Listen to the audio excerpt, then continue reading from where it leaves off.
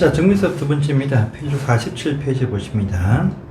자, 조합편이 뜨네요. 조합편은 항상 한 문제 나온다 보시고 정리해야 됩니다. 조합은 재개발, 재건축할 때만 하는 것이죠. 또 재개발 사업일 때 토지 등 소유자 20명이 안 되면 조합 설립을 하지 않고 직접 소유자 시행방식도 할 수 있습니다. 자, 조합 설립을 하는데 그 전에 미리 조합 설립 추진위원회 구성을 먼저 하죠. 전체 소유자 과반수의 동의 필요합니다. 해서 승인 받습니다.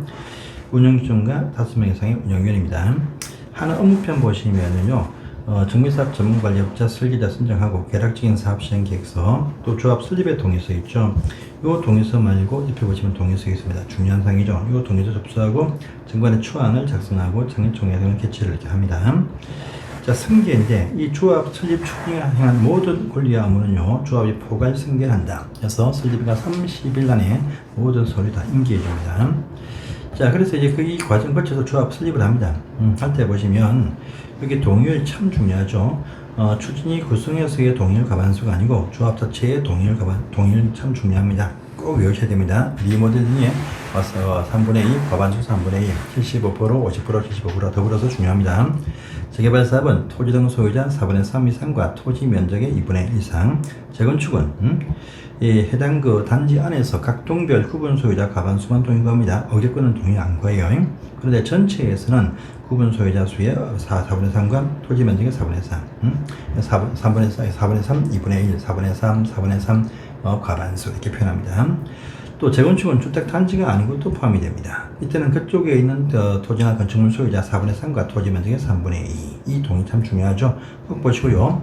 이러한 인가받은 사항에 변경할 때 보시면 총회에서 조합원의 3분의 2의 동의를 의결을 얻어서 변경 인가를 받더라. 한번 보시고요. 철회 이건 체크만 해보십시오. 자, 그 다음에 이제 왼쪽 가시면 그럼 그 조합원의 조합원은 누구냐라고 합니다. 일단은 말입니다.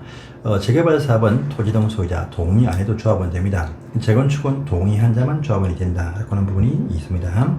또 조합원의 시의 원래 양도할 수 있습니다. 하지만 투기 과열 지구에서의 재건축 조합원은 설립인가 받은 이후부터, 또 재개발 사업은요 관리처 분괴인가 받은 이후부터는 양도할 수 없다. 물론 상속과 이혼 등은 제외한다.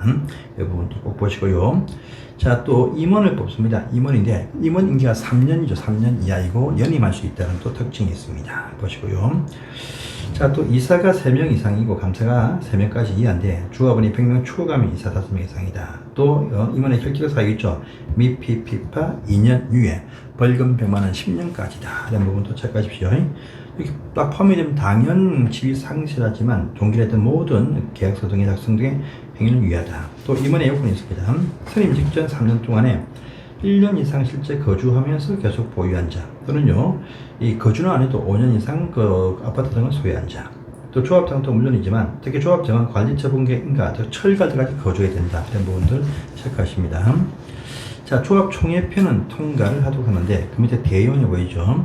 조합원이 100명 이상이면은 이 총회에서 결정할 사항을 대신 결정하기 위해서 10분의 1 이상을 두어야 한다라고 하는 부분을 보십시오. 그 대행하는데 밑에 있는 이것들은 대행하지 못한다. 특히 임원의 선임과 해임은요 총회에서만 결정한다. 이걸 체크하십시오. 자, 정관 변경을 통과하시면 되겠습니다. 자, 다음 페이지 보겠습니다. 자, 48페이지 봅니다.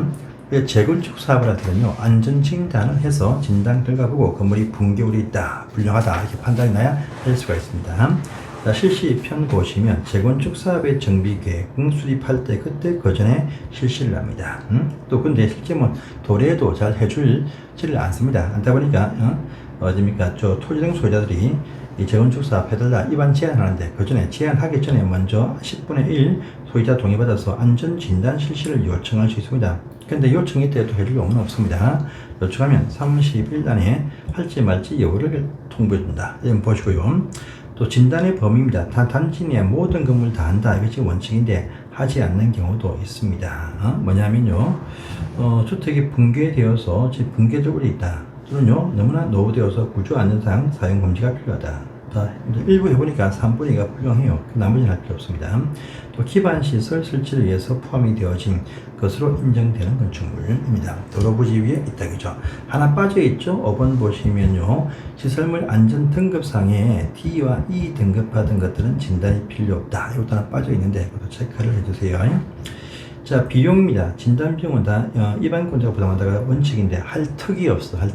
그러니까 실제 놓아두면 제한합니다. 제한해요. 그러니까 제한하면 요청하겠죠. 입원 제한 전에 요청합니다. 요청을 통해서 보통 실시하는데 요청한 자 주민한테 부담시킨다 이 말입니다.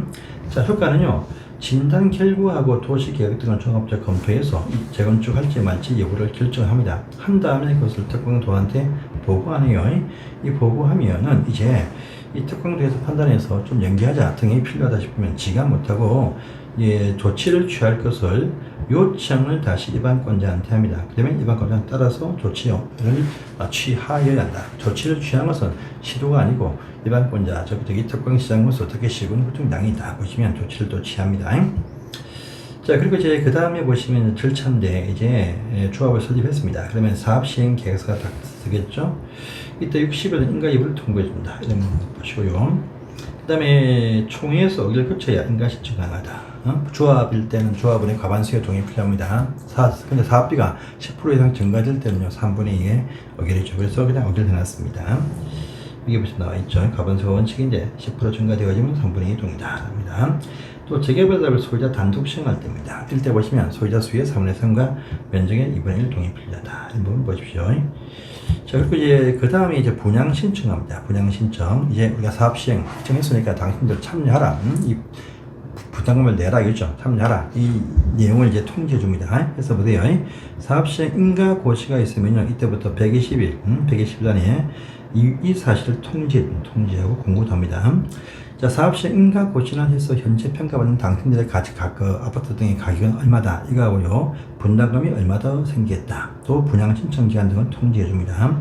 이때 분양 신청 기한은요, 요 통지를 한 날부터 30일, 60일, 필요할 때 20일 한 차례 연장할 수 있습니다. 자, 신청은 사업 시행자한테 분양 신청을 해야 됩니다. 그런데 이 투기과열지구에서 관리처분 계획에 따라서 분양 대상자가 된 적이 있다. 그럼 5년까지는 다시 재신청 안 된다. 이건 상속과 결혼, 이혼 때문에 요 지위가 생겼다. 그러면 할 수 있다. 되겠죠. 분양 신청 안 합니다. 안 하면 이제 뭐랍니까? 신청하지 않거나 했다가 처리하거나 또 이 계획을 세우는데 너무 쪽수가 많아. 제외할 수 있습니다. 제외됐다. 하면요. 또 여기 분양 신청하지 못하는 분 있죠. 하지 못하는 분이 있습니다.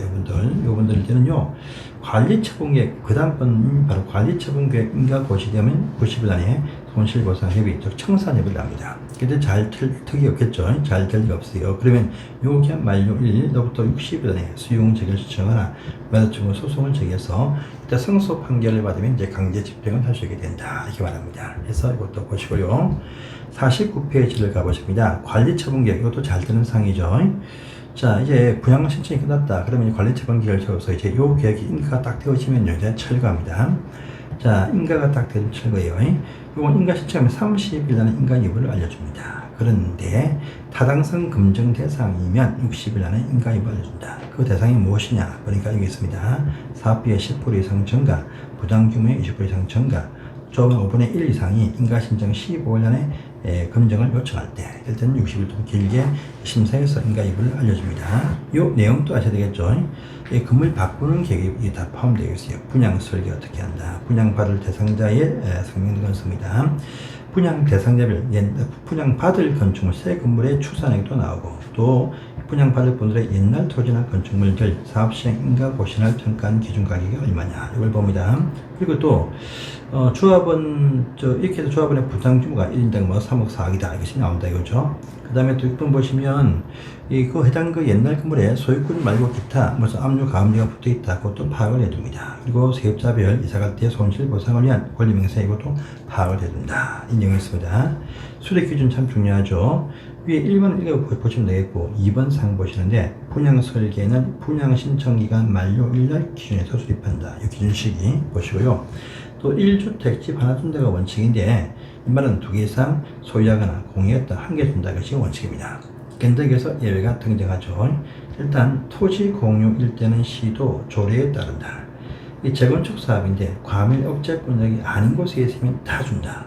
과밀 억제권역 안에 있으면 세 개만 준다. 그죠? 하지만 이 경우 보시면 위에 투기과열 지구나 조정 대상 지구 항상 1개만 준다. 라는 부분이 또 있습니다. 3번 보시면 종전 주거전용 면적 또는 사업 시행 인가 고시나 준한 종전 토지나 가격, 요 범위 안에서 원한다라면 1 플러스 1 2주택을 줄 수 있다. 그런데 한계는 60 이하 소형을 준다. 이 소형은요, 이전 받으면 3년까지 전매하지 못한다. 이 부분 도착하십니다. 관리처분 인가오시가 있어야 금을 철거하네요. 인가받고 난 이후에 철거한다가 원칙인데, 단 붕괴 우려 있거나 폐군과 밀집 등 우분마 우려 있다라고 할 때 소유자 동의받고 시장공사 허가받아서 미리 철거할 수 있다. 또 철거하니까 사용수익 못하고 다 이사를 가야 됩니다. 그런데 사용수익을 할 수 있는 경우도 있습니다. 어떤 경우냐, 시행자가 스스로 동의하거나 손실 보상금이 아직 안 나왔다. 그럼 버틸 수 있다. 이 말입니다. 세 번째입니다. 계약 등 해지죠.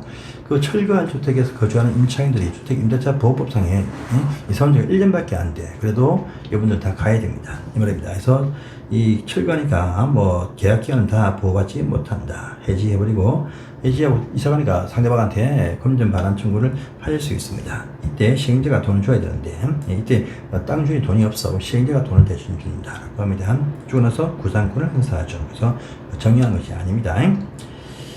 자, 그 다음에 이게 처분은 넘어가시고 이제 이것도 넘어가시면 되겠습니다. 다음 페이지를 보십니다. 공사가 끝이 났네요. 그럼 이제 공사 완료에 관한 절차가 나옵니다. 그래서 공사 끝이 나면 시장 군수 등한테 인가 신청합니다. 중공인가. 또 인가권자가 공사 완료 고시를 딱 해주면 사업이 끝이 납니다.